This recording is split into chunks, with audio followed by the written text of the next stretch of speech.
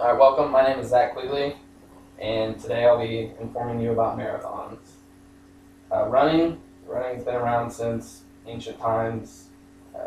Ever since I can remember learning it in school. It was a long time ago.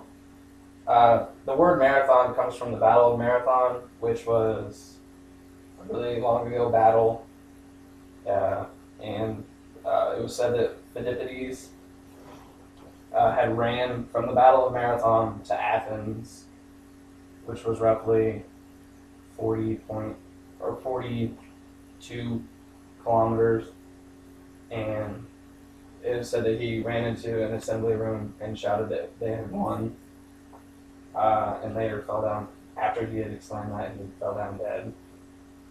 The first marathon was started in Athens. It was one of the. It was said to be the last race to be run in the Olympic Games. The first modern Olympics was in 1896 in Athens, and the first recorded time was 2 hours, 58 minutes, and 50 seconds. The first women's race was finally introduced in 1984 in the Summer Games. I don't know why they wouldn't allow women into it, but I feel like women can kick guys' butts fast in running. And the men's record is set at 2 hours and 6 minutes, 32 seconds. The women's record is 2 hours, 23 minutes, and 7 seconds. And the modern distance, which is set at 26.22 miles, or 26 miles, 385 yards, or 42.195 kilometers. It was set by the International Amateur Athletics Federation. More than 500 marathons are held a year around the world, which is a lot. The Boston Marathon, which is the oldest, which was in 1897 to celebrate Patriots Day, is said to be the oldest non-Olympic marathon held. And to enter the Boston Marathon, you have to have a pretty ridiculous time to get in to run. And the New York Marathon is even faster than the Boston Marathon. The wheelchair division was introduced in 1974 in Toledo, Ohio. And the guy that ran it his name was Bob Hall. His first recorded wheelchair time was 2 hours and 54 minutes.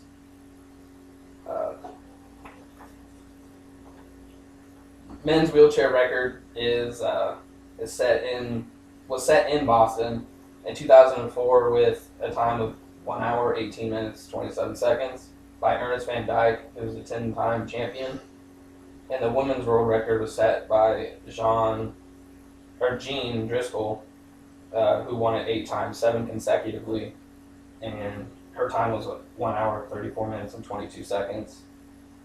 The official division wasn't added to the official wheelchair division wasn't added to the marathon until 2000, because before then there was a lot of controversy saying that it's supposed to be a traditionally ran race instead of just wheelchair, but finally it was added in 2000 to be an actual one. World records were not officially recognized until 2001, and the IAF, or the International Amateur Athletics Federation, finally said that we're gonna have world records, and we're gonna time them, basically. The oldest marathoner is said to be 100, but there's no they couldn't match records showing that he was 100, so there's no real say in with if he was the oldest marathoner to run at 100 or if he was whatever age.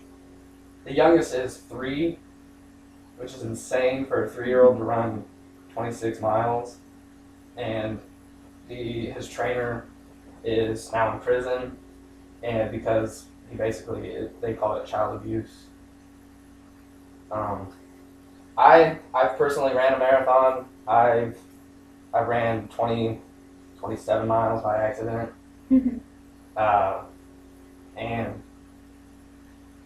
I think the hardest part was getting past like what the wall is. They call it what the wall is like they call it like a dramatic like fatigue where you either like get down on all fours and start crawling in some pictures that I saw, or like you're just really really out of it.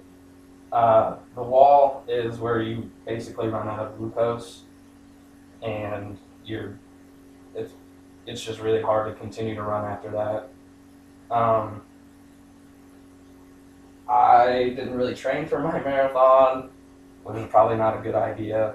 It said that you should probably train about 40 miles a week or 60 kilometers um, for beginners, and people that have ran them before should run upwards of like 60 to 70 miles a week.